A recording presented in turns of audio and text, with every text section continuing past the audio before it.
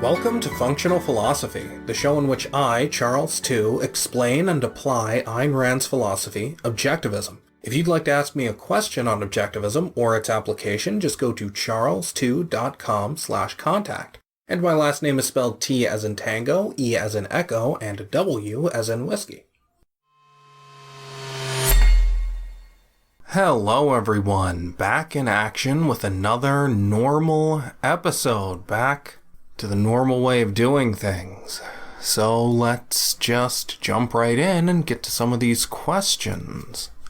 Alright, this first one is a longer one. Hi, I'm Zach. I won't say his last name. I could well ask this question to any objectivist, but I thought of it while listening to your lecture series, and you gave your email, so here goes. I am currently reading a book called The Righteous Mind by Jonathan Haidt, and I just read a chapter where he writes about the human capacity for a hive mind.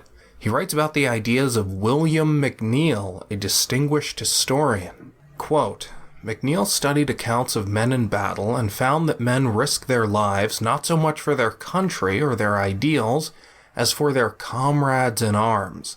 He quoted one veteran who gave this example of what happens when I becomes we. This is a quote within a quote. Quote, many veterans who are honest with themselves will admit, I believe, that the experience of communal effort in battle has been the high point of their lives. Their I passes insensibly into a we. My becomes our, and individual fate loses its central importance. I believe that it is nothing less than the assurance of immortality that makes self-sacrifice at these moments so relatively easy. I may fall, but I do not die, for that which is real in me goes forward and lives on in the comrades for whom I gave up my life. End of both quotes. I want to point out here that I am familiar with William H. McNeill, the historian. I have read his History of the World, and as far as I can tell, it is actually the best world history that is available. It was written, my edition, the edition I have, was written in 1970. It's the third edition. That is, incidentally, the latest history book I have. Most history books I trust are written in the 40s. The more modern the history book or the dictionary or anything really, the less reliable it is. So McNeill's World History is the latest history book that I trust at all. It is still not great. As Objectivist historian Steve Jolivent once said, quote, it leaves much to be desired, unquote. It is the best world history, comprehensive overview of the entire world that exists, as far as I know, and also in the opinion of Steve Jolivent, but it is highly collectivistic. Its whole perspective is a collectivist one. So it does not surprise me at all to hear collectivist Jonathan Haidt quoting McNeill. Anyway, I just wanted to note the collectivist perspective of McNeill. I identified him as a collectivist long before I was familiar with Jonathan Haidt. So I'm not just retroactively besmirching Haidt's sources. Okay, back to the email. The idea that the high point of a soldier's life could be precisely when his individuality dissolves seems to find no place in objectivist philosophy. Admittedly, normal civilized life rarely provides opportunities to achieve such ecstasy, but I'm trying to understand where the idea of rational self-interest can accommodate such soldiers' feelings. I'm interjecting here, it can't. What this emailer is calling ecstasy is nothing but a short-term delusional emotion. It is not the same thing as happiness, and it does not compare to happiness. And of course, you will never be able to experience it for long anyway, because it is the result of extreme irrationality, which is why it's a state religious people often claim to experience when they are at their most delusional. Now, this whole idea of what the soldier was saying, I may fall, but I do not die, for that which is real in me goes forward and lives on in the comrades for whom I gave up my life. No, it doesn't. What is real in you is you. There is no group. There is no transcendent supernatural group entity, group spirit. What is real in you dies when you die. The end. Now, that's not saying there's never any legitimate reason to die, because you would rather die than live with the consequences of choosing to live in that situation. But this is a total mischaracterization of what a good soldier, a rational person would feel when he jumps on a grenade for rational reasons. Even just the way he's describing this. The experience of communal effort in battle has been the high point of their lives. It's this very short-sighted, religious, delusional peak experience. What a sad, pathetic way to live. You get to experience one spike of delusional pleasure at the moment you're sacrificing yourself? No, that is not what life is about. Life is about happiness, a constant feeling of happiness for as long as you live, which hopefully will be decades and decades. Not some fevered glee at the moment of greatest self-sacrifice. Back to the email. My personal situation is that I clearly have no tribe to belong to, but it causes much pain to me. No, it doesn't. What causes you much pain is that you have no self. You have developed no personal values, and you are misidentifying the cause of the pain as your lack of a tribe in which to submerge yourself and therefore avoid the need for self altogether. But what you're really saying is, wow, my lack of painkillers has caused me much pain. Well, in a sense, that's true, but what's really causing you pain is the wound or whatever it is that's causing you the pain. Now, painkillers are totally legitimate, but in this case, you are looking for an invalid Band-Aid. You are looking for a pseudo-self in the group, in other people, instead of going to the heart of it. And you will never be satisfied, even with the group. The best you can ever hope for is this fever pitch at the end of your life, or in every moment that you suffer for this mystical, supernatural, non-existent entity you call the tribe. No, your lack of a group is not what's causing you pain. What's causing you pain is your lack of a self. It's just like people who lack self-esteem and try to get it from other people. This is an exact parallel. Well, you can succeed in getting pseudo-self-esteem, but it is pseudo-self-esteem, and it does not feel like real self-esteem. It's other esteem, and you cannot replace yourself with other people, not in terms of esteem, not in terms of purpose, not in terms of values or identity. So you are on a failing quest, and you will never succeed. Even if you find a tribe, you will not feel good. You will still have much pain. Back to the email. I think I'd be happier contributing to a cause bigger than myself. You wouldn't. But unfortunately, I have found no cause. And in the Western world, especially America, I think the lack of sense of real belonging causes enormous pain for lots of people. People instinctively think in terms of tribes. Wrong. And not to have a tribe is often akin to life itself not being worth living. Well, that's an admission of revolting weakness on your part. Or at least a lot less worth living than if one did have a tribe. It's all completely wrong, for the reasons I explained. Hence the attraction of extreme examples such as the Amish, the Hasidic Jews. Anyway, maybe read Haidt's book, The Righteous Mind, at least to be familiar with his arguments. I have not read The Righteous Mind, although I have read The Righteous Mind. And what I mean by that is The Righteous Mind is published 4 times a year, and it has been for decades. This is an ancient idea, profoundly false, older than dirt, and dishonestly motivated. There's nothing new in The Righteous Mind.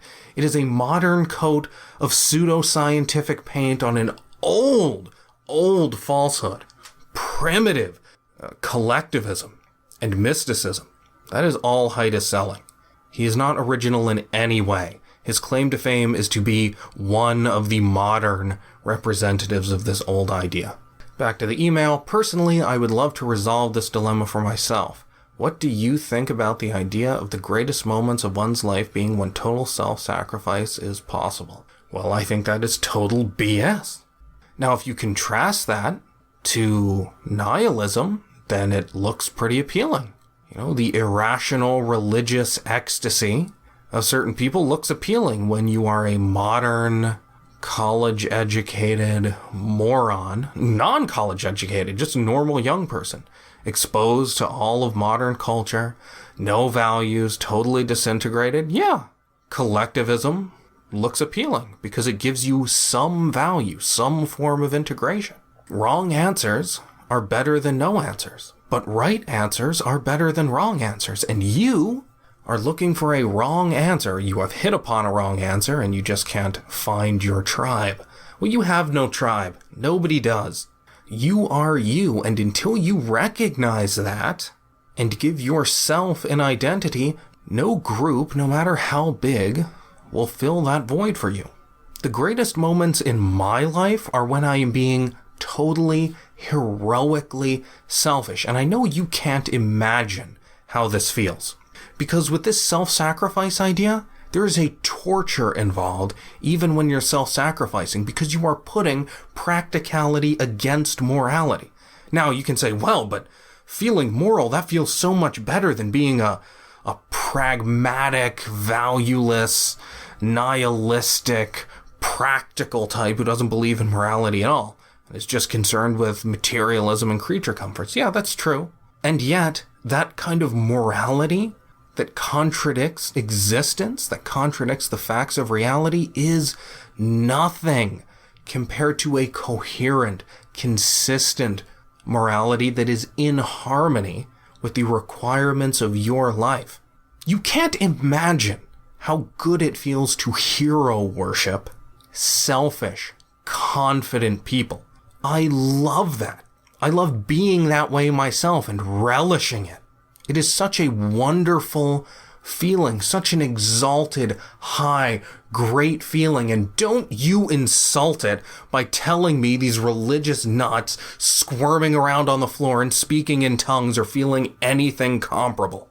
The greatest moments in life are the ones Ayn Rand described when she described how Howard Roark felt when he was looking at his building being constructed. I think she described it as a combination of Indian torture, religious sacrament, and sexual ecstasy. The kind of thing she was describing is not possible to somebody whose highest value is to give up his values in self-abnegation for the group. Sure, it feels better to be a tragic hero than to have no sense of heroism at all, but it feels a hell of a lot better than that to be a successful hero who wins the day. I mean, when you watch a movie, yeah, you feel something. When the hero dies tragically, he's a martyr, but he's still heroic. But it's so much better when the hero overcomes the odds and he wins, because his morality is practical and selfish. So there's no conflict here, and you will feel incomparably good if you understand that being heroic is not being self-sacrificial. And there's no way to experience the highest, most exalted state of consciousness possible to human beings while being altruistic and self-sacrificial. So you develop your values and go fight for them and achieve them, and you will feel a hell of a lot better than you will jumping on a grenade for the group.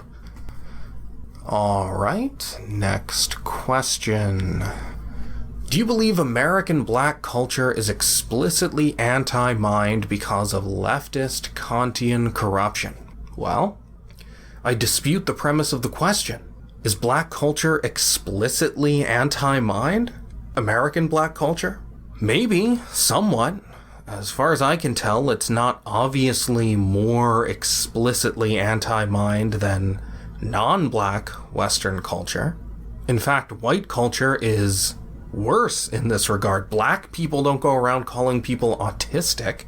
That's a white, non-Black Western cultural thing. And as I've explained, the entire point of that word is to mock reason. I was watching Steven Crowder, one of his Change My Mind segments, and some leftist idiot kid was calling libertarians autistic. And Steven Crowder asked him what he means by autistic. And the kid said something like, he described rationalism. Oh, committed to a reason in this abstract way without reference to reality. He said something like that. He described rationalism, which was a total vindication of my explanation of what that word means or how it's used. Now, that's not credit to the people who use the word autistic. They are not denigrating rationalism. They are denigrating reason by identifying reason with rationalism. They're saying, oh, these libertarians, they're rationalistic. They just think in these detached, logical ways. Oh, somebody comes onto my property, I can blow them away with a machine gun because it's my property. They have no reference to reality. They just have their castles in the sky, logic and deductions, no looking at reality. Therefore, let's throw out logic altogether because we know logic is just BS. This is how people think, you know. Logic is a power game to most people. It's this thing you play to score points. It's just this collective power game everybody plays, and if you make a good argument, it doesn't prove that it's true, but okay, you won the game we're playing, so I guess I have to admit you won this game. But when you take logic really seriously, when you say, no, this isn't just a game, like, I'm committing to this because it's logical, people don't come out and say it, but they act like, wow, you're being weird. Like, you're treating this like it's an actual tool for deciding what's right, not just some power game we use to score points between human beings. And that view of reason is absolutely the product of Kant. Now, it's not that people were never rationalistic before Kant, or that people never thought of reason as detached from reality before Kant. But what Kant did was make integration itself subjective. The premise he injected into Western society is that integration by its nature is subjective and artificial. If you put things together, that is fake. That is not real. That is your processing of reality. And so that's why people treat logic as a game. And they treat abstractions as okay. I mean, that's nice to talk about, I guess. It's, you know, fun, idle musing, but eventually we have to get back to the real world. That's Kant. That's, oh, you put things together? You're integrating ideas using the method of non-contradiction? I mean, that's a game we can play, but that's not real. That's just us using our subjective way of coming at the world in order to come up with fake things. That is definitely the product of Kant. So, yes, the explicitly anti-mind mentality of today, totally, I shouldn't say totally, but it comes from Kant. Now, I dispute whether that's unique to black culture. In fact, if anything, I think it's, in its explicit sense, it's more common in non-black culture. In any case, next question. Hey Charles, been hooked on your videos. They've saved me from the walls I was running into with ANCAP ideas. Just want to point out here, there is no such thing, this is me talking, don't use the word ANCAP, or the abbreviation, or whatever. Don't use the word anarcho-capitalism. That is a contradiction. There is no such thing as anarcho-capitalism. Anarchism and capitalism are opposites. These people are not capitalists. They are anarchists. And I won't give them credit they don't deserve by using their fraudulent self-label. Okay, back to the email. Anyways, I just have a question on how the government can enforce the gun restrictions. I think what you're saying makes sense about the nuke and the sniper rifle not being effective for immediate self-defense. But if the government can't initiate force and can only act in response to force, like fraud, violence, etc., then how can it enforce the gun laws if the owner hasn't used them to hurt anyone? How can somebody be thrown in jail for threatening to punch somebody in the face, or assault him, or rape his wife, or brandishing a gun and waving it around? You don't have to wait for something to happen. You don't have to wait for force to actually be used. The threat of force is force. And having an item whose only purpose is aggressive is a violation of force in the same way that brandishing a gun for no reason is offensive. I don't mean offensive like, oh, I'm offended by that, but I mean it is offensive. It is not defensive. Back to the email. Would enforcing the gun laws be an instance where the government is initiating force? No. For the same reason, it's not an initiation of force to have laws against threatening people. or brandishing a gun or whatever. Back to the email, and also, what if I invent a new weapon? Depends on the nature of the weapon. Would that be my property and not something that can be stolen from me? Well, it depends on the nature of the weapon, and wouldn't be stealing if the government takes it away because you've created something that can only be used to hurt people. Oh yeah, I'm cultivating anthrax in my backyard. Well, it's my property. I created it. The government comes in and takes it. That's stealing, right? No, because it's not taking it to take your wealth. It's taking it because you're not going to do anything good with that anthrax. You're not going to do anything non-rights violating with that anthrax. I'm not trying to be confrontational. I'm trying to understand because I can't advocate for any gun regulation at all if I can't get under that question, and I definitely understand your argument made. I just can't get past that part of the government initiating force by regulating the weapons. It is not initiating force. And I don't consider that regulation. Regulation is a preemptive rule. And you say, oh, well, it's preemptive. You didn't actually shoot the guy. No, but regulation is you might do something right here and you might do something wrong. But because you might do something wrong, we're going to stop you. Oh, bankers are evil scum, untrustworthy, so we're going to force them not to give loans in this particular way because they might defraud people. We're going to come up with all these preemptive regulations, tell people what to do, how to do it, for their own good and preemptively. That is not what's happening with a gun, or a weapon whose destructive power is of such scale and scope that it cannot possibly be used for self-defense. Or rather, that the excess of power can't be used for self-defense compared to a weapon that is weaker and can be used for self-defense. If you have a semi-automatic rifle, that's fine. Now you can say, well, I can use an fully automatic rifle for self-defense. Yeah, you could, but there's no point in having a fully automatic one when a semi-automatic one will do just fine. You are not going to be in a situation where you need a fully automatic rifle. And if you are, that means the government's collapsed or we're being invaded and everything goes out the window then anyway. But in a civilized society, you have a right to weapons for self-defense and sport, including hunting, so long as those weapons are not so powerful that the scope of their destruction is beyond the purpose of the non-rights violating purpose of the weapon. So, as I indicated, my view is that the line is between semi and fully automatic rifles. Handguns are totally legitimate. Shotguns are totally legitimate. Rifles are totally legitimate. Semi-automatic ones. Fully automatic rifles? Rifles with scopes to shoot long range? You're not going to need a sniper rifle to defend yourself. If you're in a situation where you need a sniper rifle, you can just call the police. That's not a realistic need.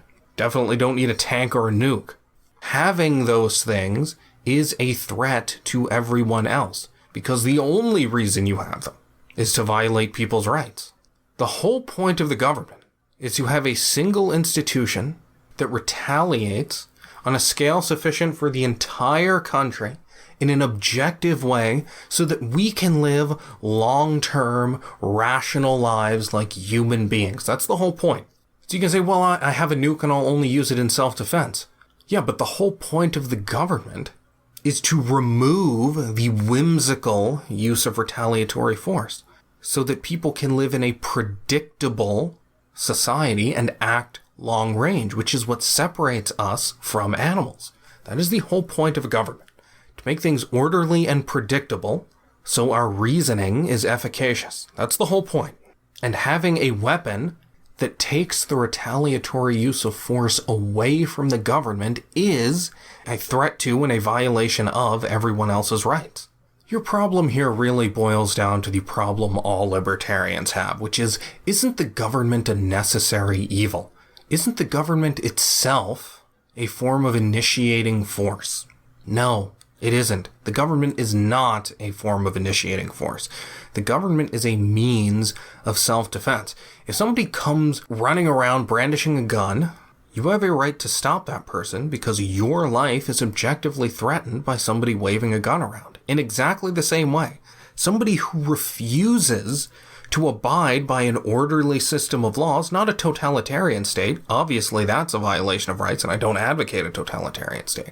But a state that has laws against murder and theft and all of the obvious rational things, somebody who won't submit to that, somebody who won't go into court when he has to use retaliatory force because I don't agree to the government's rules, that person is the aggressor, not the government.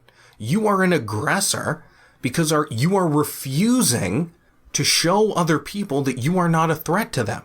And objective, you could say, well, he shouldn't have to. That's the nature of reality. Sorry, you do have to. That's how existence works. That's how we as human beings, as organisms, work.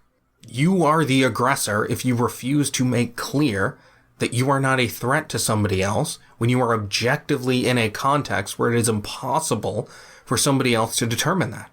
And libertarians, anarchists, they don't actually care about force. What they care about is order, because what they want is chaos. What they hate is order, not force. It's the orderliness of it. It's the objectivity of it. It's the banning of whim worship from it. So take an example. You are sitting at home under anarchism, and you hear gunshots going off next door. Now, you don't want to get caught in the crossfire. Your life is threatened if there's a gun battle going on nearby. So you take your tank, and you go over with superior force, and you hold everybody up, all the combatants, and you say, hey, I'm here with overwhelming force, protecting myself in self-defense. I'm holding you all up to establish who's good here, who's bad, so that I can help the good guys and do away with the bad guys and get rid of this gun battle for my own self-defense. Now, an anarchist would have to be totally fine with that. So then what's the problem with a free society, with a government? All the government is doing is exactly the same thing. It's the police come in if there's a gun battle and they say, okay, there's been a gun battle. Now you have to come into court, show publicly why you retaliated, and if it was legitimate, we will let you go, but we can't have you using retaliatory force at your own discretion, because people need to be able to trust that force is being used only in retaliation, and that it's being used predictably, and that punishments are being meted out predictably, and you're not just taking justice into your own hands. So what's the difference there? The only difference is that in the latter case, it is the state, and the state is doing it objectively, in an orderly manner, that it isn't just pure chaos. It's not you rolling in with your tank as a third combatant in this gun battle. So that should make clear that anarchists' real opposition is to order and predictability and rationality, not to force. Force is used the same way in each case. It's just in the second case, where it's the government doing it, it's doing it in accordance with publicly known objective laws. They don't care about overwhelming force coming in self-defense. That's what's happening in both cases. It's just in the latter case, it's being done in accordance with general predictable laws, and that's what they hate. But anybody who refuses to abide by the court system and the laws of a free state, he is the aggressor, not the government. Government is not inherently aggressive. If you're in the street just blasting people away, and somebody comes upon you, and you refuse to explain to him what you're doing, you are objectively the aggressor to that person in that situation. And all the government is, all the state is, legitimately, is a means of making clear when and how retaliatory force will be used, and making sure that it's consistent. All it is ending situations like that. Because if you're going around dispensing your own justice, you are aggressing against everybody else, because everybody else needs to know the rules of society in order to live. No, the government is not the aggressor. You are, by refusing to give the explanations necessary objectively for other people to know that you're no threat to them. If you refuse to partake in this court system, like I remember Michael Malice saying, he was called into jury duty, I think, and he said, yeah, I told them I'm just going to vote not guilty no matter what. Now that is that is libertarian depravity. That is anarchist depravity. That is, I don't care about the rules. I don't care about order. Let everyone do whatever. I just want whim. I just want the proliferation of force, not the elimination of it. That's what objectivists want. What objectivists want is to remove force from society. They want the elimination of force. What libertarians want is its proliferation. They just want everybody to use it, not for it to go away, just for it not to be a monopoly, and for everybody to use it at his own whim. So when people say, oh, objectivists are just basically libertarians, there literally could not be a bigger difference than the one between objectivists and libertarians. Anyway, I think that's it for today. If you'd like to keep up with everything I do, just go to charlestew.com. If you'd like to enable me to do more, just go to patreon.com/charlestew and become a supporter. Thanks for listening.